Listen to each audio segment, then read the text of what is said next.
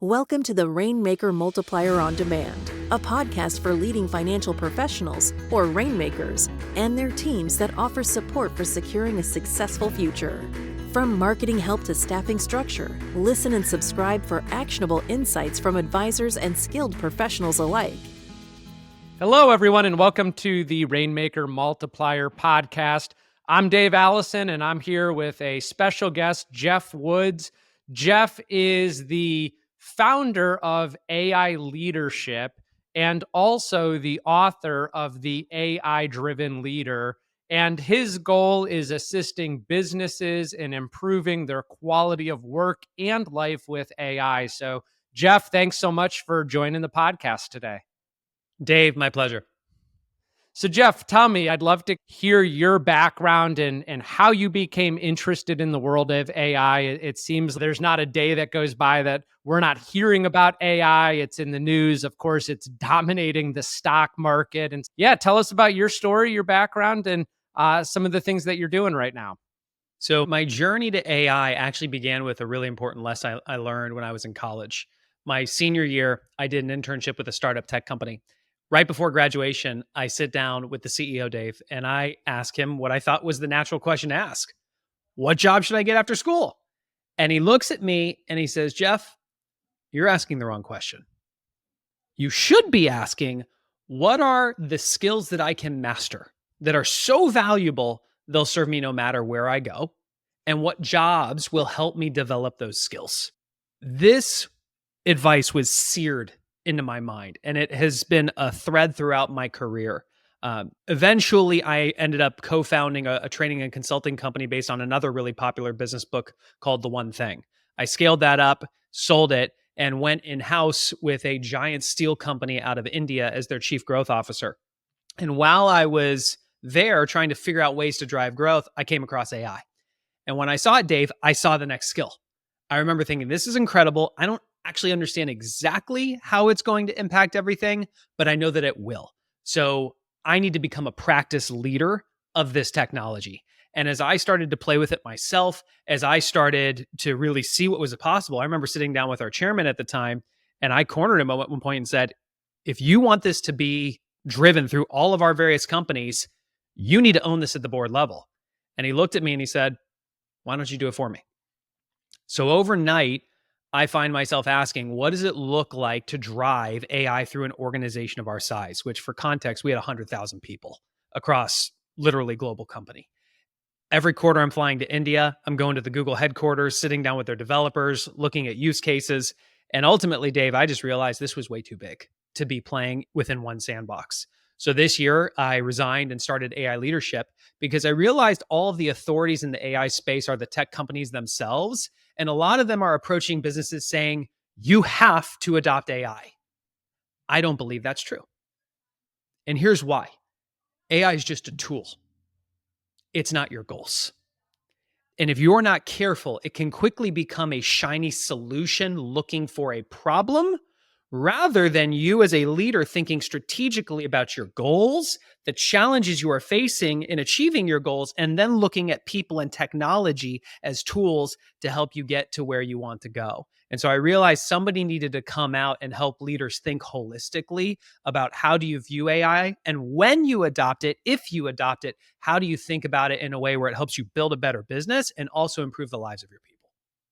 Yeah, I love that. That's awesome. So what year was that? Talk about when you started to see what was going on and get introduced and start playing around with some of these AI tools yourself. December of 2022, I was in India. I had pulled all of our executives from all of our companies around the world into Delhi for an offsite to define what the future of leadership was going to look like inside our organization. And it was literally the first morning of the offsite. The personal trainer to the chairman leans over to me and says in this thick Polish accent, have you heard of ChatGPT? And I go, no, what is it? And he showed it to me. And when I saw it generate content, I was just going, okay, this is a whole new ball game. And I got after it real quick. And through 2023, I started driving this through the company. In 2024, I resigned and went off on my own. What an awesome story. That's Yeah. and congrats on that. And I agree so much with a lot of what you're saying. It's been interesting for a lot of our listeners. They know I've been introduced to some of this AI stuff quite early. My brother's the head of Facebook, and so they've been very involved in AI, as you could imagine. And I've got an inside track into some of the stuff they've been doing over the years. And I remember just even a couple weeks ago talking to our leadership team, and I was like, I feel like we have a responsibility to our employees to help them understand how AI is a productivity tool. Because if they just put their head in the sand and kind of ignore all of this, no, we're doing them a massive disservice as they think about what the next 2, 3, 5, 10 years of their career, their professional development looks like. I've got some opinions on AI, but I'd love to hear yours because there's so many different opinions on AI, from people who think that the robots are going to take over the world and enslave humanity, to the people who think that this is going to be an incredible productivity tool, to the people that think it's going to put a bunch of people out of business. What's your stance, and what are some of your thoughts around this evolution of AI and its impact on us? I have what my initial stance was, and then I have the research that I did for my book, The AI Driven Leader. I believe that AI is a tool, and I see it as something that can enhance you, not replace. But that was just my initial thesis. I wanted to back it up with research. And I realized history repeats itself. We've been here before. And so I went back in history to starting with the printing press, to the steam engine, the assembly line, electricity, internet, the most major technological disruptions in our history, to ask the question, what was life like before? What actually happened as a result of the technology, and what was life like after? And here's what was interesting. In every single situation, Dave, when the new technology was introduced, there was fear of job loss. There was fear of safety. There was fear around privacy. In every single situation, some of those fears did actually come true. But what actually happened as a result of the technology, in every case, human life did improve on a net basis. Way more jobs were created. Quality of life was improved. Now, what was interesting was the difference that made the difference was not the technology. It was the leaders. It was the people harnessing it that determined the impact. What really caught my attention was the Industrial Revolution.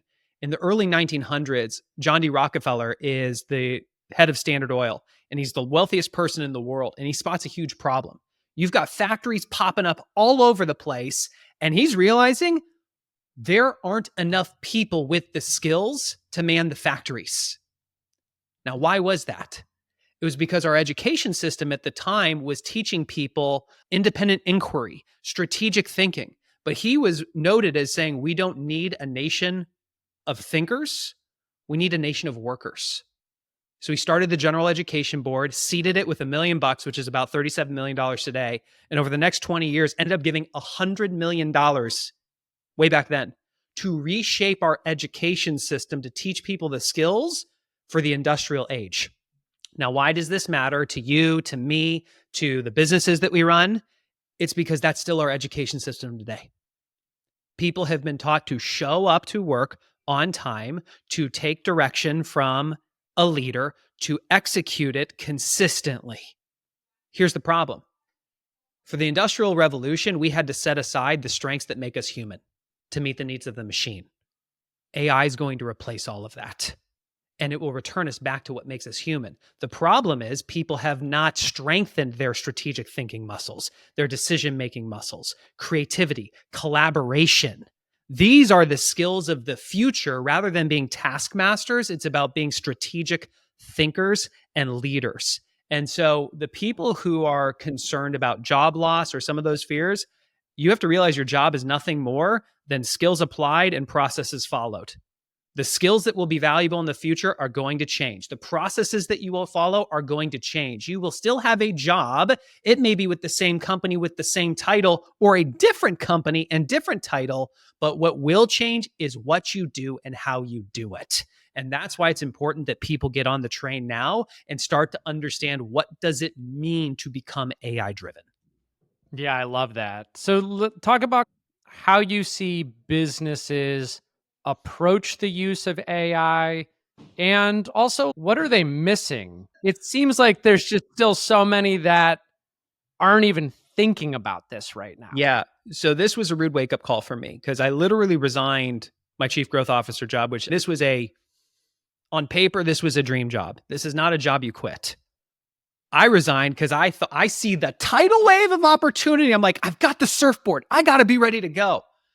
I resign and I have an initial vision for a business model. And I call one of my buddies who's currently in the famous tech incubator Y Combinator. And he asked me a really powerful question. He said, Geoff, how many potential customers have you shared this vision with? And they said they want it and they'd be willing to pay you for it. Dave, the answer was 0. And he said what they told him to do, what they told the founders of Airbnb to do, go interview 100 ideal customers, then come back and tell me what your business is. I've now interviewed over 200 executives one-on-one, and I asked the same 3 questions. Do you believe AI is the future? Will you adopt it? And what have you done so far? 100% said it was the future. 100% said they'd adopt it. Less than 5% had done anything. Why? The answer ends up being really simple. You know what it feels like to be so busy, to have so much that's on your plate that there's more to do than there is time. They all have too much that's on their plate. They don't really get what AI is. They don't understand how it can deliver value. And most importantly, no one has shown them how do you go from 0 to 1 at an executive level in a way that will bring value. Because me showing you how to write a better email is not going to help you build a better practice. So they just keep doing what they're doing. So that's why we are where we are. So talk about, like, for companies, or use our use case, financial advisors, financial services, entrepreneurs, typically smaller businesses. We're not 100, 200 employees.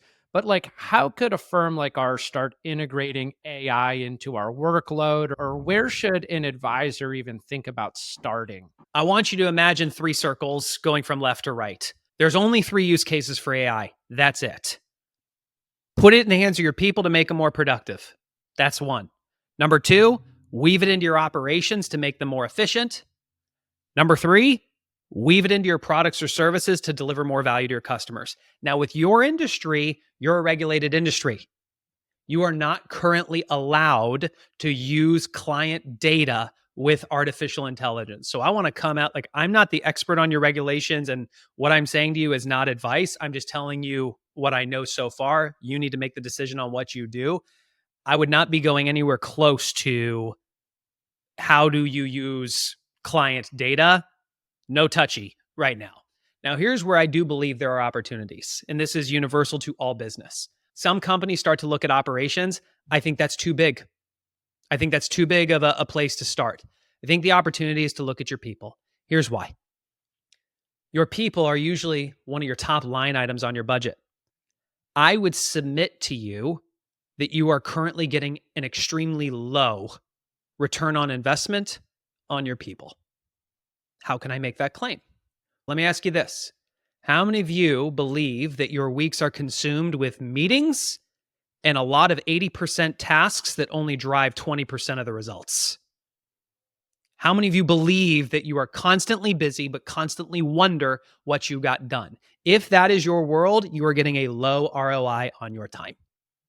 And this is normal, by the way. So give yourself lots of grace. But here's what's interesting. Again, a job is nothing more than skills applied and processes followed. McKinsey came out with a study, and they showed that roughly 50% of what people do today can already be automated with existing technology. That either scares you or excites you. I personally get excited by that because I know what it felt like to used to have my world be consumed by low value tasks. If AI could take that off of my plate and free me up to focus on the 20% priorities that'll drive 80% of the results, are you kidding? So like a financial services firm, you bring a new client in, there's tons of paperwork that you have to do. Is there a way to harness technology to streamline that process so you don't need headcount to do paperwork, but you could actually have headcount to focus on serving your clients? There's an idea. This is where I believe the opportunity is. But where do you start? Big changes start with small actions. And this is where I think we're talking to leaders here, your ability to grow a great business depends on your ability to think strategically and make great decisions. Would you agree with that, Dave? Yeah, 100%. Here's the problem. There are all these things that stop us from having the time to think strategically or to do it well. One, just not enough time. Two, we don't always have access to the right data to make the best decisions. Three, we have lots of biases and assumptions that, if not checked, lead us in the wrong direction. And four, there's constantly this pressure to do more now and with less, which means that we often sacrifice those priorities that we could do now that put us in a completely different level a few years from now. This is where AI can bring a ton of value, and it's you harnessing it as a thought partner. So Dave, let's use you as an example. What is something in your business that you could really benefit from having a strong thought partner to help you think it through? I'd say there's two things: content creation, and then just thinking of the other side of an argument or a recommendation to try to anticipate, how my customer might react to one of my recommendations. Okay, can we do live demo? Let's do it. Okay, I'm gonna avoid the content creation one just because that's where everybody goes. And we Sure. can go there next if you want, but I'm telling you, I can show you a lot of ways to use AI. I'm not interested in showing you the low value ways that will deliver a low return. I'd rather show you the simple ways that will deliver an extraordinary high return. Make sense? I'm listening. Okay. So give me a little bit more context on the situation where you need to think from somebody else's side.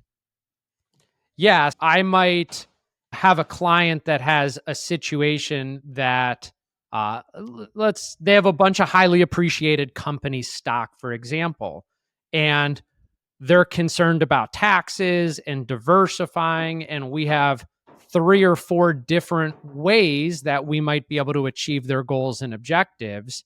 And I would position those or have opinions on how those strategies could line up, but it would be interesting to almost be able to test how I would recommend those and hear feedback or objectives or what the counterparty might think before, of course, I go live in front of that potential client to position that stuff. Okay.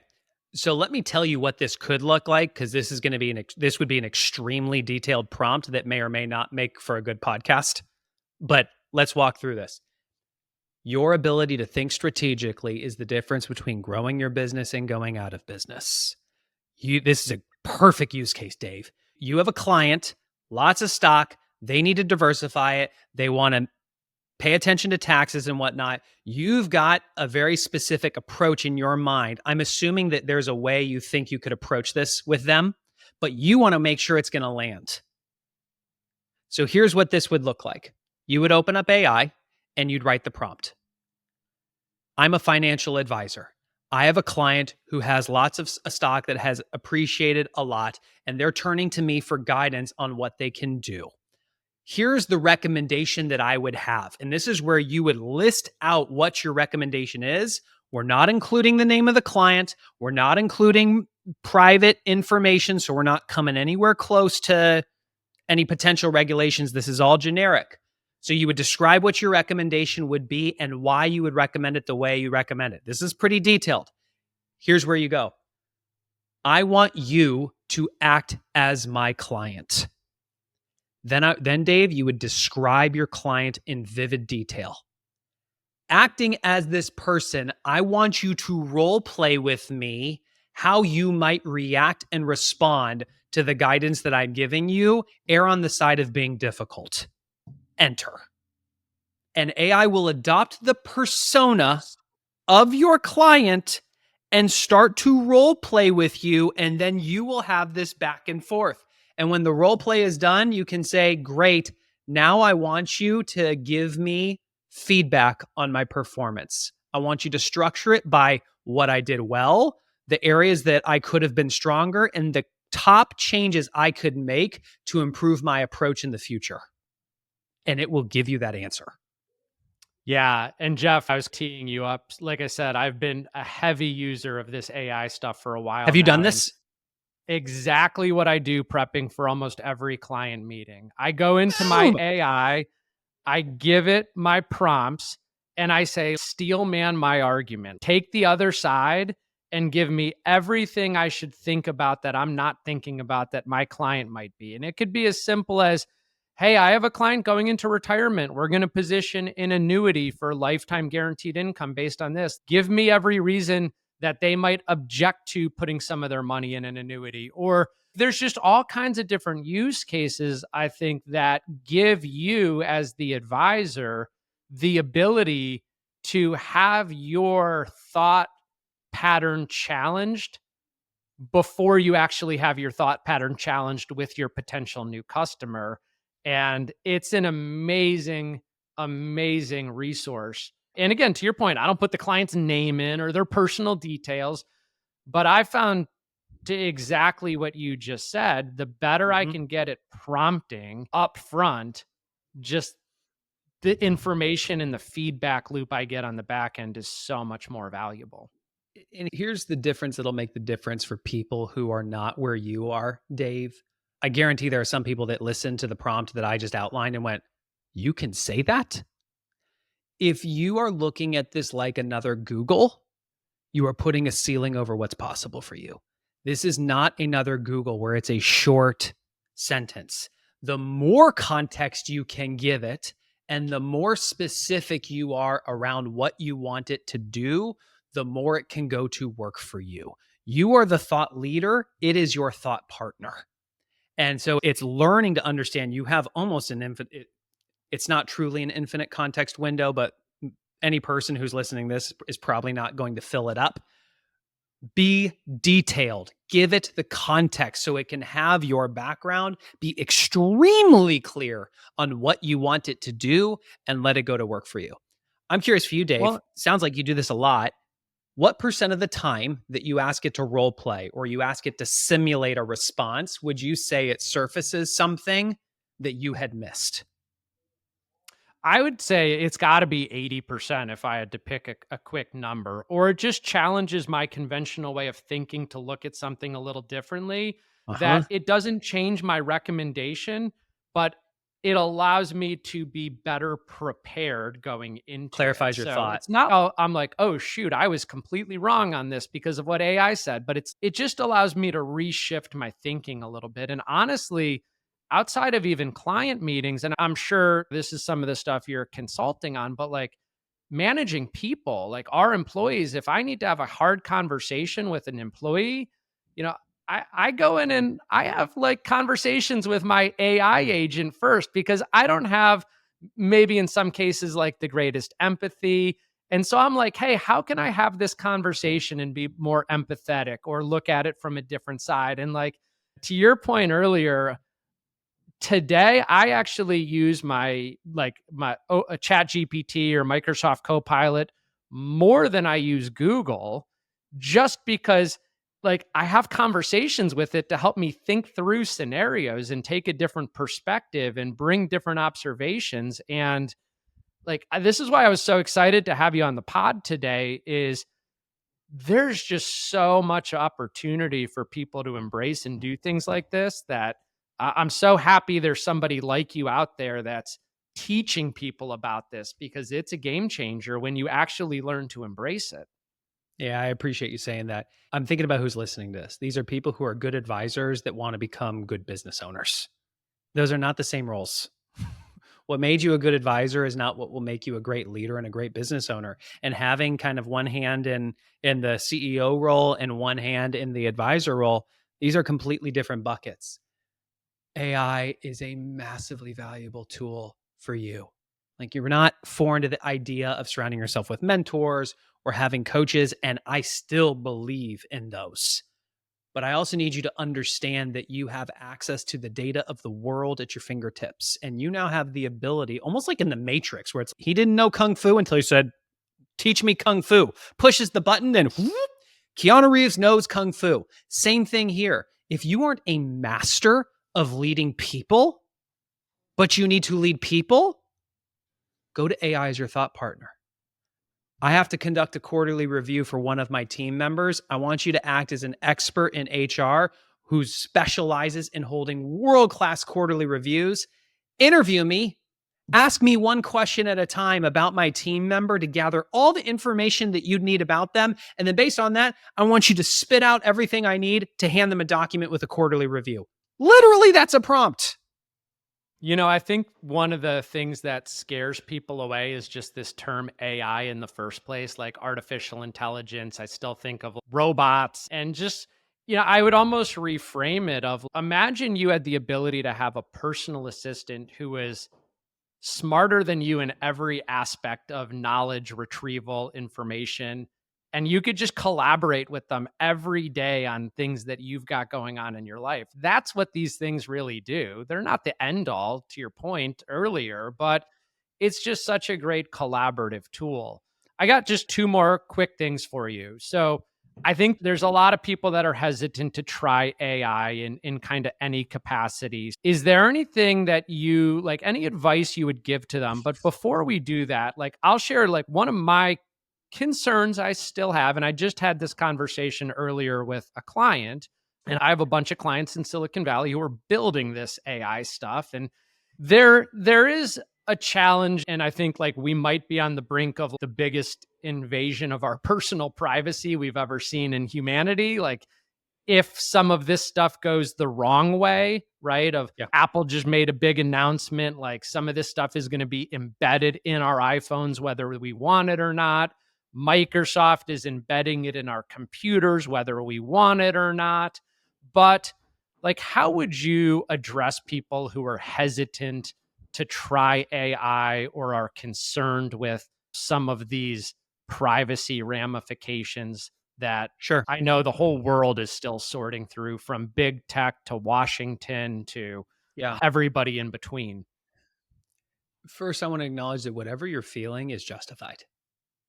I'm not here to say, look at AI, go, you got to go. You just got to do it. I'm not going to be that person. Do I believe it's the future? Yes. Do I believe that you should become AI literate? Yes. Should you adopt it? Depends. Is it going to help you achieve your goals?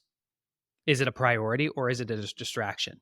What now? To the fears. Whatever you are feeling, I think you need to recognize that if you are having an emotion around this, get educated to evaluate what is fact and what is just emotion. Because here's the reality. As a leader, your job is not necessarily to predict the future. It's to set your company up to survive and grow in spite a variety of what alternatives of what the future could look like. AI is the future. And Eric Schmidt even came out, former CEO of Google, said he believes that our world today is going to be fundamentally different in the next 5 years. Not 10, 5. Here's why I believe this matters. That means you are literally staring at a tidal wave that is coming for your city. It's coming. You have two options. You can ignore it, or you can figure out how do you ride it. And this is where I think you just need to get educated on what is AI, how does it work, and then from a privacy standpoint, what are the simple things that you can do? I can give you very specific things right now, but it's just going to be dated because in the next week to month, things will probably change. ChatGPT, they have Teams accounts. You can pay so that it does not train on your data. You can, even with ChatGPT, without paying, you can do, I think it's called a private chat, where it will not train on your data and it will not save it. So immediately you can upload things into it and the model will not be trained on the information that you put in it. These are simple things you can do right now.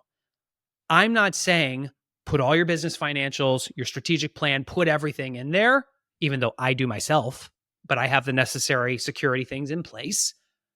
I'm saying start by just asking it some questions. Go to it as a thought partner. Describe a situation where you could use an advisor or a thought partner. Describe the situation, and then ask it to interview you to help you think it through and just see what happens. I call this the light bulb moment. It's just about turning a relatable moment into a remarkable experience. That's all I want you to do. Yeah, that's fantastic. And a couple things for financial advisors. Geoff, you hit on it earlier. Don't put your clients' personally identifiable information in there. Don't say, Bob Smith's date of birth and social is this, and recap all my meeting and help me build a plan. Use some common sense of this stuff. The other thing is, I know I hear at every conference I speak at, what about these AI meeting note takers in Zoom that are embedded? Like, be cognizant of this and where the data goes. And I know our compliance department, we're not allowing them right now. It's interesting. Yesterday, I did a discover meeting with a new potential client who's the founder and CEO of a tech company. It's worth about 50 million bucks already. Like, this guy's pretty sophisticated, and he gets in the Zoom meeting and he said, you know what, Dave, I'm glad you're not using one of these note takers, because if you did, my conversation with you would be totally different. But I feel because we're not recording it and it's not going to AI note taking, I'm going to be a lot more candid with you of what's going on in my business and my financials and my life and my company. And so just be cognizant, like, we're in a profession that we handle people's very confidential information. And it doesn't mean you can't use these amazing tools. It just means you got to be careful about it. And the last thing that I'll share is that I was at a conference about a year and a half ago, and an advisor came up to me and said, so Dave, what do you think? Are these AI tools, and is AI going to put us out of business? And I joked and I said, AI might put some advisors out of business, maybe the bad ones, but it's not going to put me out of business. It's going to make me a 10x advisor, which means I'm going to be 10 times more productive and 10 times more valuable to the clients that I serve, because we're going to embrace these tools. And if I could be 10 times more productive and 10 times more valuable to my clients, my company is going to massively grow because of these things. I'm not going to be put out of business because of these things. And so again, I think, as Geoff mentioned, the first step is just start playing around with them, start testing them, start using them. And Geoff, in closing here, any final comments, and tell us a little bit more about what you're doing with AI Institute and anything you want to share with our listeners on how you work with companies and what some of your objectives and resources are. Yeah, I appreciate it. I think this is the future. I'm not saying you have to adopt it, but you have a choice. You can be heads up, looking to the future, or you can be heads down, ignoring it. And one is not necessarily better than the other. I obviously have a bias toward action. You're probably listening to this because you're growth minded. Pick your head up. Start to get educated. The whole reason that I wrote the AI Driven Leader is I talked to over 200 executives, and less than 5% had done anything because they didn't understand what is the simple way they can go from 0 to 1 with AI in a way that will legitimately bring value to them, i.e., drive growth of their company. And so the whole book is showing you very practical ways that you can start to harness AI as your thought partner so that you can think more strategically and make faster, smarter, strategic decisions. This is a leadership book, not a technology book. And so I would encourage you to head over to aileadership.com. The book has just launched. The greatest service you could do for me is to pick up a copy, just because I've poured my heart and soul into this, and I would genuinely appreciate it, and leave me a review. From the business side behind it, I want to help create the next category of leader, which is AI-driven leaders. And so for us, we have a network called the AI Executive Collective. These are the leaders that are committed to building better businesses and better lives by keeping their people's interests at the center. And we come together to think strategically around our businesses, but then also collaborate on how are you using AI and how are you using it? That way we can accelerate our progress, but then we also figure out what are the things we're struggling with and we tackle them together, because this technology is just moving so fast. I personally was looking for this group so that I could stay ahead of the curve. You can learn about all that at aileadership.com. That's awesome. I know right after this podcast, I'm going to go pick up the book. Can't wait to read it. And I couldn't agree with you more. The speed of change and innovation it's mind-blowing right now. And that makes it really exciting, because it just continues to put more useful tools in our hands to bring value to our customers. And so, Geoff, thanks so much for joining us, and I can't wait to read the book. Thanks, Dave. Thanks for tuning in. This podcast was brought to you by C2P, an organization whose purpose is to educate, train, grow, and support holistic financial advisors so families can achieve true prosperity. Never miss an episode by subscribing now to discover new resources and strategies. Visit c2penterprises.com to learn how we can help scale and secure your business. At the time of delivery and any subsequent publishing, information was deemed reliable, but is subject to change by the time of listening or viewing. The contents of this piece include options and projections of C2P, are subject to change, and are for informational purposes only. The information provided in this presentation is not intended to be individual investment, tax, or legal advice.